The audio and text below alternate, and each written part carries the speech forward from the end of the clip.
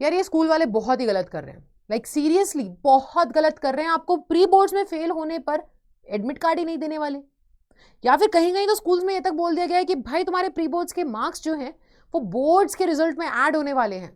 तो बहुत ही गलत है यार, बहुत ही गलत है, क्योंकि ये सारी बातें झूठ है। ठीक है, कहीं पर भी ऐसा नहीं है कि आपके प्री बोर्ड्स में अगर आप फेल हो जाते हो तो आपको एडमिट कार्ड नहीं दिया जाएगा। भाई एडमिट कार्ड तुम्हारा सीबीएसई रिलीज करती है, इसमें स्कूल का कोई हाथ नहीं होता।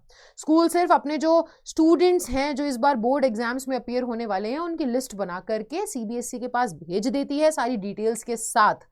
तो यहां पर सीबीएसई आपका एडमिट कार्ड रिलीज करने वाली है, स्कूल का कोई यहां पर हाथ नहीं होता।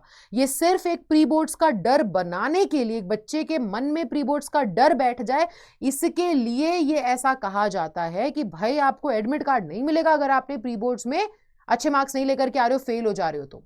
एंड सिमिलरली अगर आपको यह कहा जा रहा है कि प्री बोर्ड्स के जो मार्क्स हैं वो बोर्ड्स में ऐड होने वाले हैं, तो ये दूसरा सबसे बड़ा झूठ है जो आपके स्कूल के टीचर्स या आपका स्कूल आपको बोल रहा है, क्योंकि ऐसा कुछ भी नहीं है। प्री बोर्ड्स एक बहुत अलग एग्जाम है और बोर्ड्स एक बहुत अलग एग्जाम है।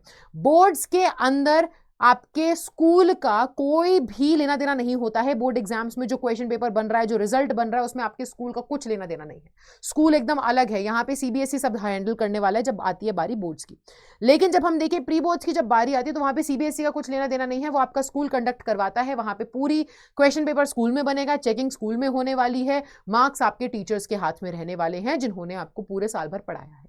तो ये दो अलग अलग चीजें हैं, इनको प्लीज मिक्स ना करें। अगर आप भी इसी सभी क्वेश्चन से जूझ रहे हो, अगर आप भी परेशान हो ये सोच सोच करके कि आपको अपना एडमिट कार्ड नहीं मिलने वाला अगर आपके प्री बोर्ड्स में मार्क्स कम रह जाते हैं, तो बेटा ऐसा नहीं है। ठीक है, प्री बोर्ड में फेल होने पर भी एडमिट कार्ड मिलेगा, भाई तुम्हारे हक की बात है। हाँ, हो सकता है स्कूल वाले जो है वो तुमको थोड़ा सा परेशान करने के लिए कहें कि भाई देखो तुम्हारे प्री बोर्ड्स में अच्छे मार्क्स नहीं है, go and call your parents, ऐसे नहीं चलेगा। ठीक है, लेकिन अगर कोई भी स्कूल में आपको कह रहा है कि आप एक्स्ट्रा फीस दे दो, पेनल्टी आप पर लगने वाली है, एडमिट कार्ड आपको एक सर्टेन अमाउंट पे करने के बाद, कुछ एक फी पे करने के बाद आपको एडमिट कार्ड मिलेगा, तो ऐसा कुछ नहीं होने वाला है। इन सब चीजों से बचें। कहीं पर भी सीबीएसई ने ऐसा नहीं बोला है। ये शायद हो सकता है आपका स्कूल जो है वो आपसे पैसे बनाने के चक्कर में बोल रहा है, फालतू के पैसे ऐंठ लेंगे वो लोग। आप अपने मम्मी पापा को लेकर के जाएं, देखो प्री बोर्ड्स में फेल हो चुके माँ बाप को पता ही होगा, मम्मी पापा को लेकर के जाओ, बात करवाओ, वहां पे कोई भी फीस देने की जरूरत नहीं है, कुछ करने की जरूरत नहीं है। आपको आपका एडमिट कार्ड, कोई भी आपका स्कूल जो है वो आपका एडमिट कार्ड नहीं रोक सकता किसी भी हालत में। ठीक है, सो इस चीज का ध्यान रखें भाई, थोड़े जागरूक रहें, be aware of all of these things that are happening around you. ठीक है, लेकिन इसका मतलब ये नहीं है कि आप रिलैक्स हो जाएं, एकदम एकदम ऐसे एकदम इजी लेड बैक एटीट्यूड में आ जाएं कि प्री बोर्ड्स में तो चाहे फेल हो जाऊं, मेरा कोई भी एडमिट कार्ड नहीं रोक सकता है। बेटा प्री बोर्ड्स आपके लिए उतने ही जरूरी हैं जितने आपके लिए बोर्ड जरूरी है। मैं बार बार बोलते आ रही हूं कि आपको आपके वर्ल्ड कप की अगर तैयारी करनी है तो उससे पहले प्रैक्टिस मैच खेलने पड़ेंगे। हमारी टीम इंडिया सीधा जाकर के वर्ल्ड कप खेलने लग जाए और सोचे कि या इस बार तो हम ट्रॉफी ले आएंगे, तो ऐसा नहीं है। फिर वो जो 19 नवंबर को हुआ था वही रिपीट होगा, है ना। तो इसलिए आप समझो यहां पर कि प्रैक्टिस मैच बहुत जरूरी है, और ये प्री बोर्ड्स आपके प्रैक्टिस मैच हैं। आपके प्री बोर्ड्स में अगर आप सोचो 60-70% स्कोर कर ले रहे हो ना, तो ये डिटरमाइन करता है, आपके प्री बोर्ड्स का स्कोर डिटरमाइन करता है कि आप बोर्ड्स में कितने मार्क्स तक लेकर के आ सकते हो। अगर प्री बोर्ड्स में 60-70% भी ले आ रहे हो ना, तो दैट मीन्स कि तब जाकर के आप अपने बोर्ड्स में शायद 85-90+ जा पाओगे। तो इसलिए प्री बोर्ड्स में अच्छी तैयारी करके चलो। देखो, लेकिन ये भी नहीं समझना है अगर जस्ट बिकॉज आपको कोई एक प्री बोर्ड एग्जाम अच्छा नहीं गया तो ये नहीं हो एकदम से सोच करके बैठ जाना है कि यार अब मैं क्या करूं, this is the end of my life, अब मैं और कुछ कर नहीं सकती, या मैं मेरी जिंदगी बर्बाद हो गई, या आई एम डिप्रेस्ड, और इस चक्कर में, इसी विचार में, इसी थॉट्स में आप खो जाएं एंड देन आप अपना टाइम बर्बाद कर लें। देखो बेटा, ये प्री बोर्ड है, ठीक है, बोर्ड से पहले होने वाला एक एग्जाम, प्री बोर्ड। ये प्री बोर्ड है, ये आपकी तैयारी को चेक करने के लिए किया जाता है, कंडक्ट। पता चलना चाहिए कि भाई ये जो बच्चा है उसने कितनी अच्छी तैयारी करी है, कितने बढ़िया तरीके से ये प्रिपेयर्ड है अपने बोर्ड्स में, अपनी फाइनल जंग के लिए। वो जो जंग के मैदान में तुम जाने वाले हो, वो जो एग्जामिनेशन हॉल में तुम बैठोगे और अपने साल भर की पूरी मेहनत वहां पर लगाओगे, अपनी मेहनत वहां पे अच्छे से अपनी जी जान झोंक करके पेपर करके आओगे, और लास्ट में पता चलेगा कि भाई तुम वो जंग जीते या नहीं। उस जंग से पहले की एक छोटी जंग तो जो तुम अपने स्कूल में लड़ोगे, वही है प्री बोर्ड। अब देखो, अगर प्री बोर्ड अभी, अगर आपके प्री बोर्ड्स हो चुके हैं और अगर आपको डर लग रहा है कि मेरा अभी एग्जाम अच्छा नहीं गया, तो बेटा अभी भी तुम्हारे पास टाइम है। देखो, हम में से बहुत सारे लोग होते हैं, हम में से बहुत सारे ऐसे लोग होते हैं जो शायद अंडर प्रेशर बहुत अच्छा परफॉर्म करते हैं। देखो, हम ना कहीं हम सभी स्टूडेंट्स रह चुके हैं, अभी आप स्टूडेंट हैं, मैं भी स्टूडेंट रह चुकी हूँ अपनी लाइफ में। तो मैं जानती हूँ कि जब तक ना हमारे सर पे डंडा ना आ जाए, जब तक हमें पता ना हो कि यार एक आधा महीने के अंदर या 10 दिन में मेरे एग्जाम है, तब तक हमारे को ना काम करने का मन नहीं करता है। तो जितना हमें दिखता है ना कि अभी बहुत लंबा टाइम है, हम उसको कल पे टालते चले जाते हैं। ये प्रोक्रास्टिनेशन की जो आदत है, ये बहुत बड़ी बीमारी है जो हम लोग को खाती जा रही है। लेकिन अब समझो, अगर आपके प्री बोर्ड्स अच्छे नहीं गए हैं तो एटलीस्ट आपको एक रियलिटी चेक मिल चुका है कि यार मेरी हालत अभी खराब है, मेरी अभी जो परफॉर्मेंस है वो बिल्कुल अच्छी नहीं है, क्रिटिकल कंडीशन है मेरी। तो यानी कि अब आपको एक रियलिटी चेक मिल गया है। अब मोहन प्यारे जागने का समय आ गया है। 2 महीने हैं, इसे बचा लो। अपने बोर्ड्स तक का जो सफर है, ये जो प्री बोर्ड से बोर्ड्स का जो जर्नी होने वाला ना, इसमें ऐसा तगड़ा ट्रांसफॉर्मेशन दिखाओ कि भाई फिर वो क्या गाना था, ये तमाशा मुस्कुराकर हम भी देखेंगे। तो फिर लोगों को भी देखने दो कि ठीक है, लास्ट मोमेंट पे भी चीज़ें बदली जा सकती हैं। सो उसमें आपको कुछ नहीं करना है बेटा। एक proper strategy would help you, एक proper time table is going to help you out. देखो, जाहिर सी बात है, अगर आपके अभी कुछ सब्जेक्ट्स बचे हैं या अभी आपके प्री बोर्ड्स आने वाले हैं, तो भी आप इतना समझ करके चलो प्री बोर्ड्स हो गए हैं, और अगर अच्छे नहीं गए हैं तो 2 महीने का टाइम है, हम अभी भी तगड़ा कमबैक कर सकते हैं। अगर प्री बोर्ड्स होने वाले हैं, सिलेबस बचा है, तो स्टिल आप अभी भी चीज़ें संभाल सकते हो। उनको कैसे संभाला जाए?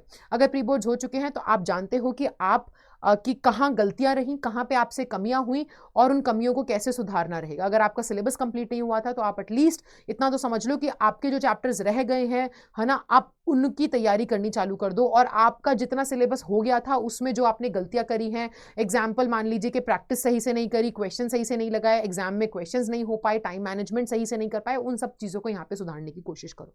और जिन बच्चों के प्री बोर्ड्स अभी आने वाले हैं वो इतना ध्यान रखें, अगर आपका कुछ भी चैप्टर बचा हुआ है तो आप प्रॉपर टाइम मैनेजमेंट करके चलो, यार टाइम टेबल बनाओ।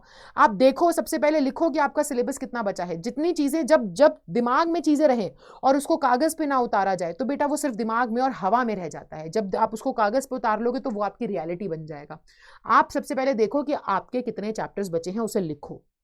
इस हर सब्जेक्ट वाइज, इस सब्जेक्ट में इतने चैप्टर, इस सब्जेक्ट में इतने चैप्टर, इसमें इतने चैप्टर, उसे लिख लो। एंड देन एक टाइम टेबल उसके हिसाब से बनाओ। आपका टाइम टेबल ऐसा होना चाहिए जिसके अंदर रिवीजन का भी आप स्लॉट ऐड करेंगे, प्रैक्टिस स्लॉट भी ऐड करेंगे, एंड कॉन्सेप्ट के लिए भी स्लॉट ऐड करेंगे। यानी कि अगर आप अपने नए चैप्टर्स को खत्म कर रहे हो, उनको पढ़ रहे हो, तो फिर उनके रिवीजन का भी टाइम डालो अपने टाइम टेबल में, और फिर प्रैक्टिस का टाइम भी डालो। और इस तरीके से आप तैयारी करते हुए चलो।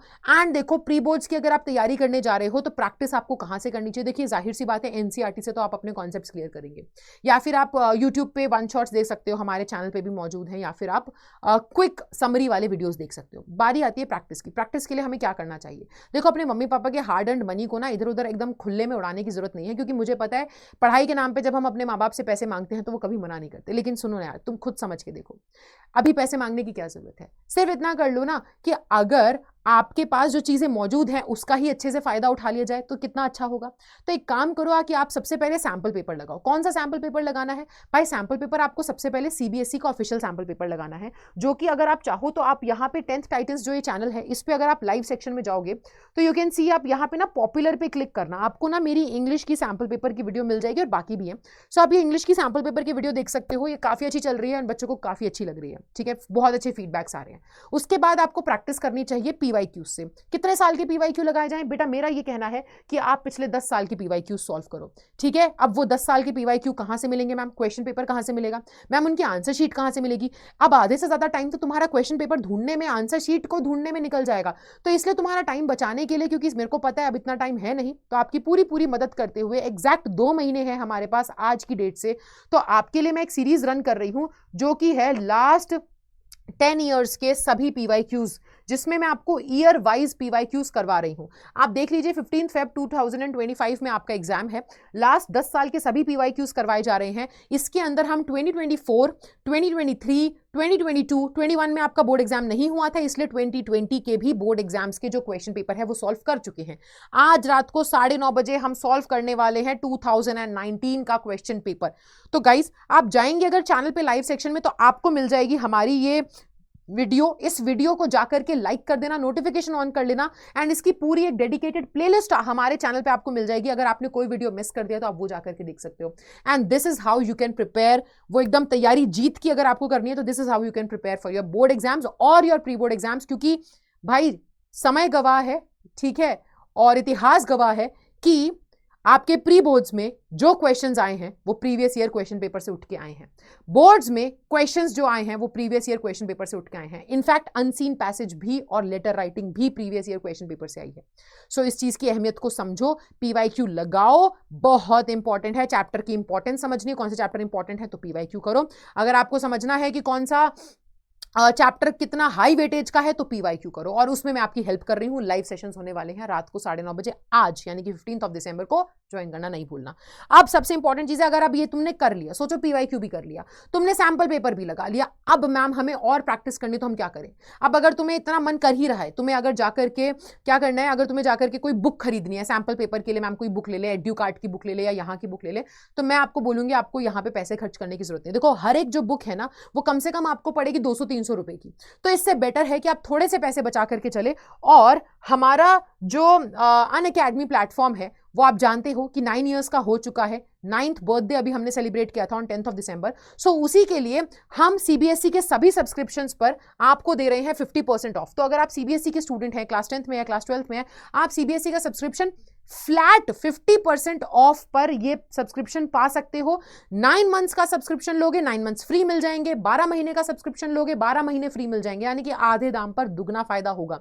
सो अभी जाकर के आप ये हमारा जो फायदा है, ये ऑफर है, इसको अवेल कर सकते हैं। ये आप कूपन कोड यूज कर लेना टाइटन्स, और इससे आपको ऑफर जो है, डिस्काउंट जो है वो मिल जाएगा। ठीक है, लिंक डिस्क्रिप्शन में भी दिया गया है। सो बहुत ही बढ़िया से तैयारी शुरू कर दो। इन सभी बातों में ना पड़ो कि भाई ये नहीं होगा, कि वो नहीं होगा, कि हमारे को एडमिट कार्ड नहीं मिलेगा अगर हम प्री बोर्ड्स में फेल हो गए, तो ऐसा कुछ भी नहीं है। बट येस, प्री बोर्ड्स भी जरूरी है। इट डिटरमाइंस योर परफॉर्मेंस, कि आपकी परफॉर्मेंस कितनी अच्छी चल रही है एंड आप बोर्ड्स में कितना अच्छा कर पाएंगे।